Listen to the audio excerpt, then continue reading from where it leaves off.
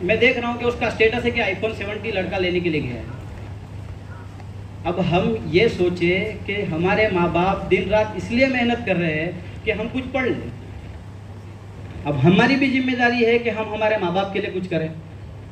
ये गलत नहीं है कि वो ले रहा है, अपने पैसों से ले रहा है, उसकी कोई ये नहीं है, उसको मैं ये नहीं मना नहीं कर रहा हूँ, लेकिन हम हालात को देखें। हम ये दिखावे पे नहीं जाए कि अब यार iPhone 17 यूज़ करना ही पड़ेगा, क्योंकि अब जब तक यहाँ से 3 फोन दिखेगा नहीं, कोई हमको बोलेगा नहीं।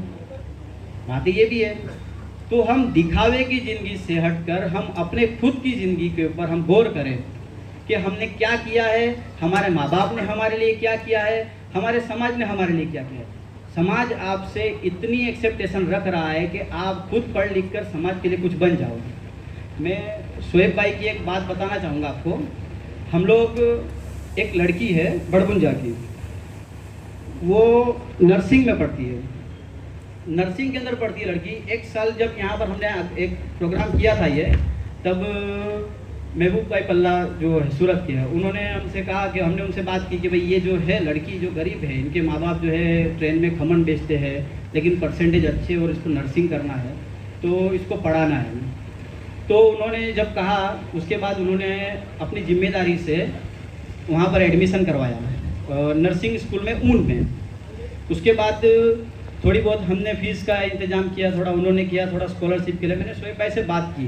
शोएब भाई ने कुछ आइडियाज़ दी 3-4 जगह से स्कॉलरशिप के लिए। शोएब भाई जो है ये स्कॉलरशिप की लाइन में, और बच्चे कहाँ से पढ़े, किस तरह से पढ़े, करियर गाइडलाइंस के मामले में शोएब भाई से मैं हमेशा मशवरे करते रहता हूँ, और ये मुझे हमेशा सही राह दिखाते हैं।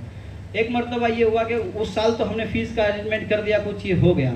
उसके बाद वो लड़की जब पढ़ने के लिए आई और फिर से स्कॉलरशिप प्रॉब्लम आया फ़ीस का, क्योंकि देखो हमारी बस्ती है वो इतनी माली हालत इतनी अच्छी नहीं है कि हम उसको कर सके।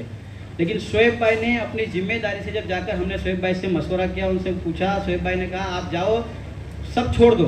उन्होंने अपनी जिम्मेदारी पे वो लड़की को वहाँ पर पूरा करवा दिया, और पूरा खर्च भी करवा दिया। उन्होंने पूरे अपने पे जिम्मेदारी ले ली कि ये लड़की आज से मेरे अंडर में, यहाँ तक कि इस लड़की को कुछ भी जरूरत पड़ेगी आप मेरा मोबाइल नंबर वहाँ पे लिखवा दो, मैं सारी चीज़ें बातें कर लूँगा। मतलब कहने का मतलब मेरा ये है कि ये जो मेहनत हो रही है, एजुकेशन की मेहनत हो रही है, ये क्यों हो रही है कि भाई आदमी पढ़ लिख कर कुछ बन जाए।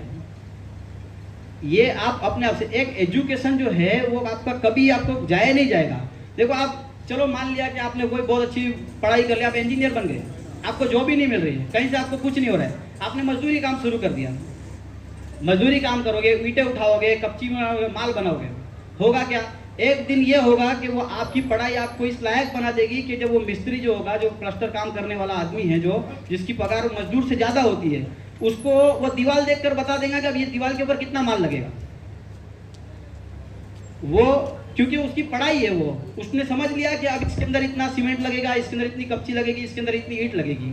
ठीक है, जब वो उसको समझ में आने लग जाएगा तो उसको स्क्वायर फुट समझ में आ जाएगा, सब कुछ समझ में आने लग जाएगा, पिलर जो भी रहेगा उसका है। फिर वो एक दिन ये होगा कि वो जो उसकी पढ़ाई लिखाई है, भले उसको जॉब नहीं मिली, लेकिन वो एक दिन इंशाल्लाह वो कॉन्ट्रैक्टर बन जाएगा। मतलब एजुकेशन आपका कहीं भी व्यर्थ नहीं जाने वाला है। बस ये चीज़ें है कि हमको इसके ऊपर थोड़ा सा ध्यान देना है। और मैं गुजारिश करूंगा हमारी बस्ती के लोगों से भी, और भी लोगों से, सबसे जो आए मेहमानों से, कि थोड़ा सपोर्ट किया जाए। ये जो बच्चे आज पढ़े हैं इतना, एक वक्त था जब मैं 10वीं के दौरान में मैं अंजुमन हाई स्कूल मलिकपुर से पास हुआ था, मैं उस वक्त 10th में अपने गांव में मुस्लिम बच्चा एक था जो पास हुआ था। उस वक्त तब मुझे ऐसा लग रहा था कि मैंने कोई बहुत बड़ा तीर मार दिया, लेकिन ये सही था कि कहीं ना कहीं से मैं पढ़ा, आज मुझे काम आ रहा है, कहीं पर भी हो, किसी भी फील्ड में हो। एजुकेशन जो है वो इसलिए भी ज़रूरी है कि वो हमको सिखाता है कि हमको कहाँ पे क्या बोलना है, किससे बात करनी है, किस लहजे में बात करनी है। आप जाओ कहीं पर, एक अनपढ़ सा आदमी है, अनपढ़ सा जैसे वैसे बोल रहा है, कुछ भी बोल रहा है, लेकिन एक एजुकेशन आदमी आएगा, वो किसी भी लाइन में जाएगा, वो अगर बात करता है तो समझ में आती है सामने वाले को। वो फिर धीरे से क्या बोलते हैं आदमी को, नहीं ये सही बोल रहा है भाई। मतलब एजुकेशन का पावर ये है। तो मेरा कहने का मकसद यही है आप लोगों से कि थोड़ा सा ध्यान दिया जाए। और बच्चों से भी मेरा कहना यही है कि आप लोगों ने अभी पढ़ा है, जो भी टॉप किया है, मैं उनको बधाई देता हूँ।